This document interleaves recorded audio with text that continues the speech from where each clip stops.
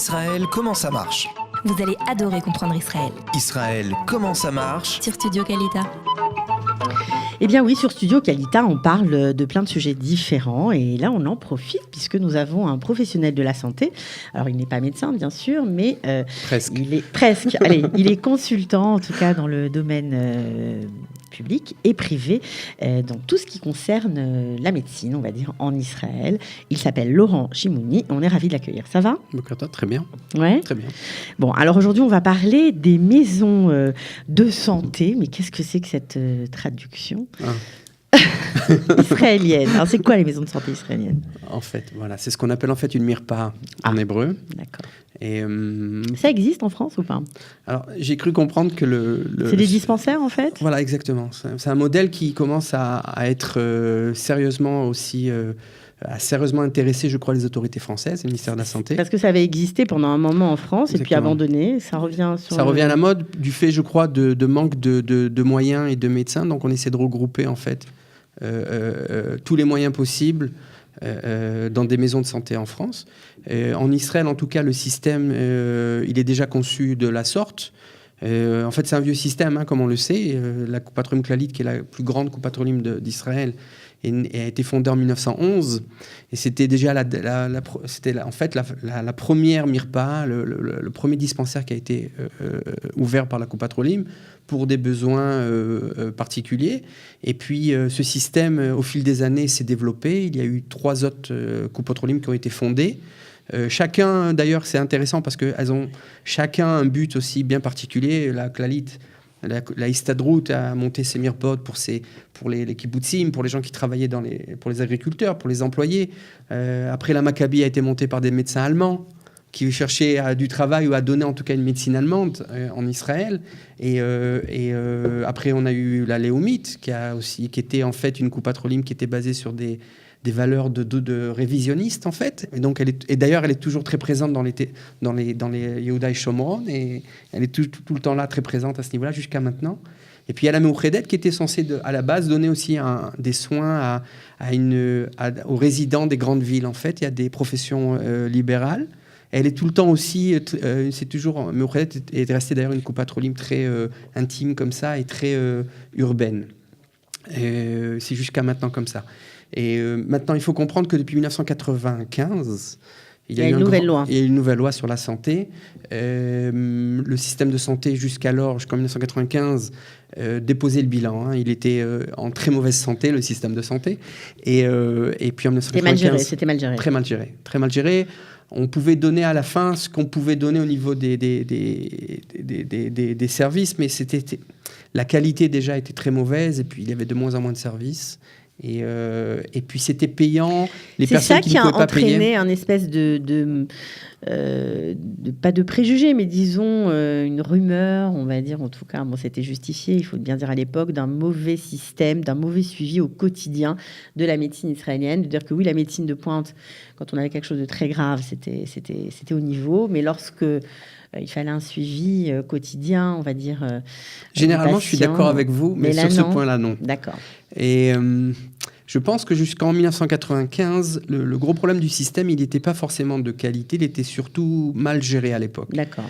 Puisque les personnes qui n'avaient pas d'argent n'avaient pas de sécurité médicale, en fait, n'avaient pas d'assurance médicale. À l'américaine. Oui. Et il n'y avait pas assez d'argent, c'était aussi très politisé, en fait, on va dire. Si j'appartenais à la Histadrout, j'étais à la Clalit, et ainsi de suite. Certaines Coupat Olim ne voulaient pas d'adhérents trop âgés ou étant malades. Donc c'était un système qui était un grand balagan à l'israélienne. Et 1995 a fait, en fait, la loi de 1995 a fait qu'en fait qu'on est rentré dans une nouvelle ère, une nouvelle dimension, un système qui est quand même géré et qui est bien géré, basé sur 4 Coupat Olim, les 4 grandes caisses maladies israéliennes, qui sont des grosses administrations, mais qui, en fait, ont un rôle de prestataire de services, puisque c'est elles qui doivent donner les services médicaux à leurs adhérents. Et donc, elles ont, en plus de leurs directions qui sont assez importantes, elles ont créé tout un système aussi, donc bien sûr, comme on a dit, de mirpaot, c'est-à-dire de maisons de santé qui sont disséminées dans les quartiers. Vous les connaissez peut-être, même les touristes français ont dû certainement voir les logos des Coupat Olim s'afficher dans toutes les grandes rues israéliennes. C'est en fait ces maisons de santé, c'est la base en fait du système médical israélien. C'est un système qui est basé en fait sur une médecine de proximité et de qualité. Les critères de qualité, les coupotrolim en fait ont des critères de qualité.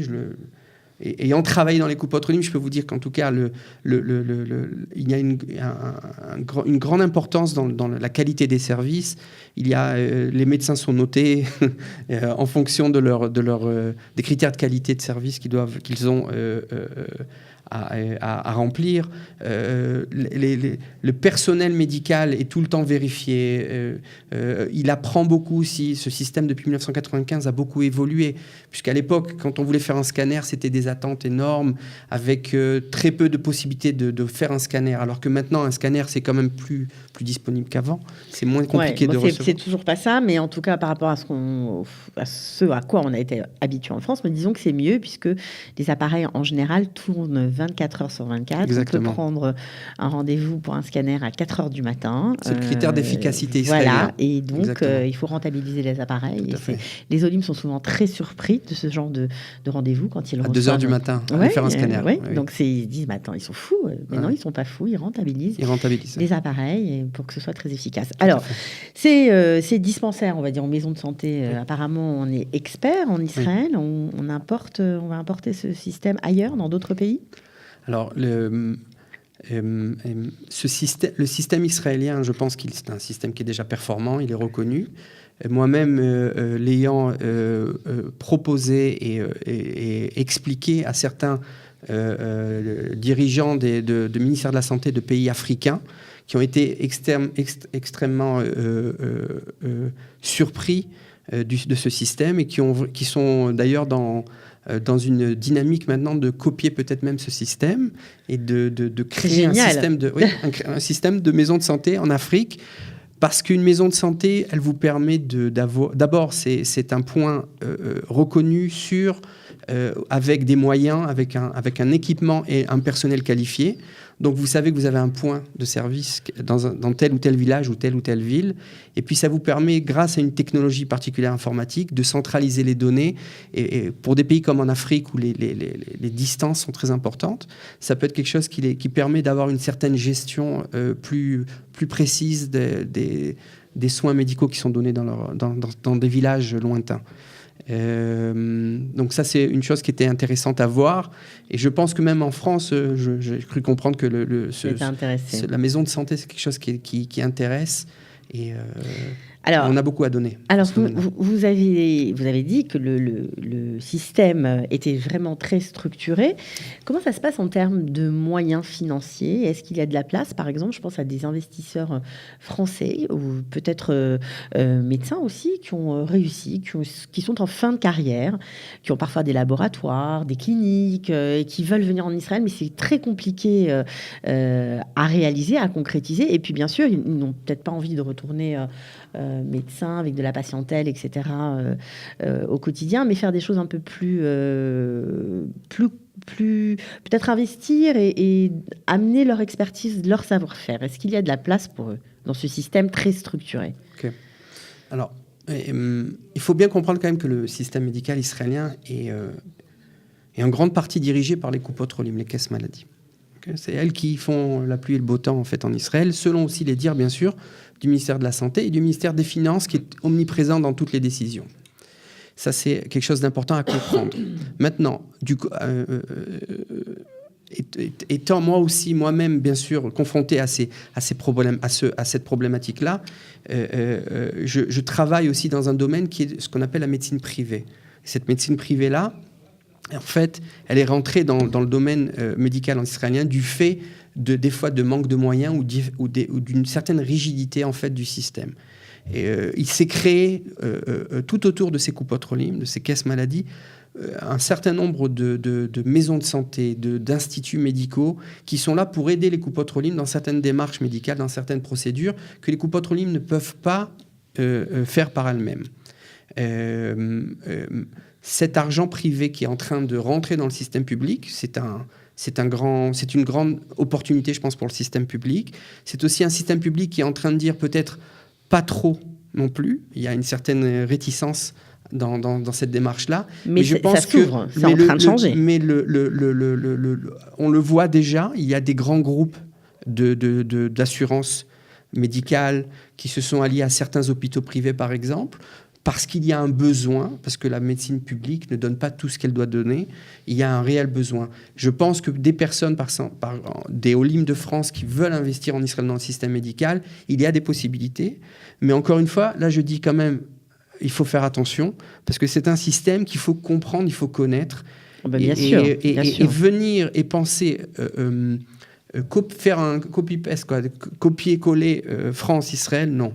Par contre, il faut essayer de trouver un manque en Israël et venir investir dans ce manque-là.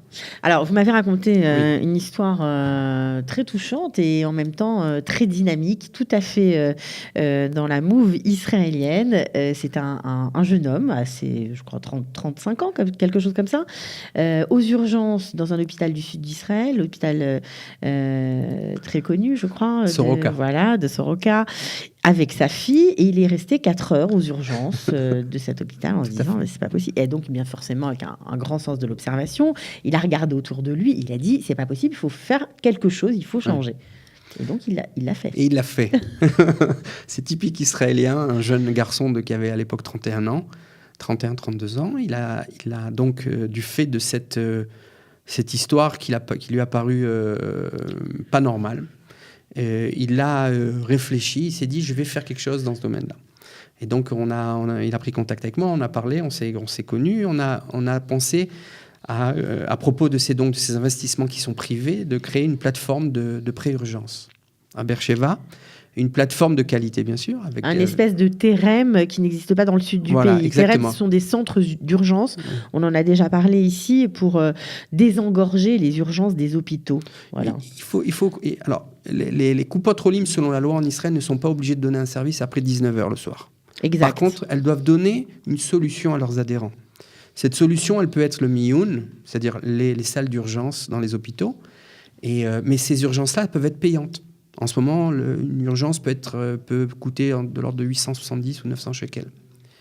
Et les miyun, d'une façon générale, c'est-à-dire les urgences dans les hôpitaux, ne sont pas vraiment adaptées pour donner un service d'urgence. D'ailleurs, elles s'appellent pas jusqu'à maintenant, elles ne s'appelaient pas d'ailleurs des salles d'urgence, elles s'appelaient des miyun. C'était en fait, elles ont été construites à la base dans les hôpitaux pour dispatcher les malades selon les services où elles vont être hospitalisées, pas pour donner des services d'urgence. Donc, c'est en train de changer. Mais c'est la qualité de l'attente et les services ne sont pas exceptionnels dans les urgences, dans les hôpitaux. Donc, il s'est créé ce qu'on appelle le TEREM. C'est une société qui a été créée par un médecin Oleh Hadash à propos d'investissement. Voilà, exactement. Exactement. À propos d'Alia et d'investissement de l'étranger, d'avoir une idée et d'apprendre le système. C'est ce qu'il a fait. Il a pris le système, il a vérifié où il y avait un manque. Et il a construit le terrain. Donc, comme votre jeune Israélien, c'est ce qu'on a fait à Beersheva. Il a fait une salle d'urgence. Par contre, c'est un centre, en fait. C'est un centre de 1000 mètres carrés avec parquet. C'est chic. Oui, avec un salon. C'est chic, c'est tout à fait chic. À Beersheva, donc. À Beersheva. Et on a en ce moment, d'ailleurs, on tourne autour de 5000, 6000 visites par mois. Ce qui est pas mal. On a de l'ordre d'environ, disons que l'hôpital de Soroka a 600 visites par jour. Nous, on en a environ 200, quelque chose comme ça. Donc, ce qui est pas mal, c'est bien fait. On a une bonne qualité de service, je pense. On est apprécié. Il y a la radio, il y a plein de choses. Il y a la radio, il y a le laboratoire, il y a bien sûr des médecins, des infirmières, des paramédics, ce qu'on appelle en Israël des paramédics. On peut faire, bien sûr, sur place. En fait, on reçoit un service médical. 85% des pathologies sont traitées. Vous êtes donc à la maison en 2 heures de temps. Très bel exemple d'investissement privé. Que l'on peut faire d'ailleurs dans d'autres villes. Il y a d'autres besoins dans certaines villes.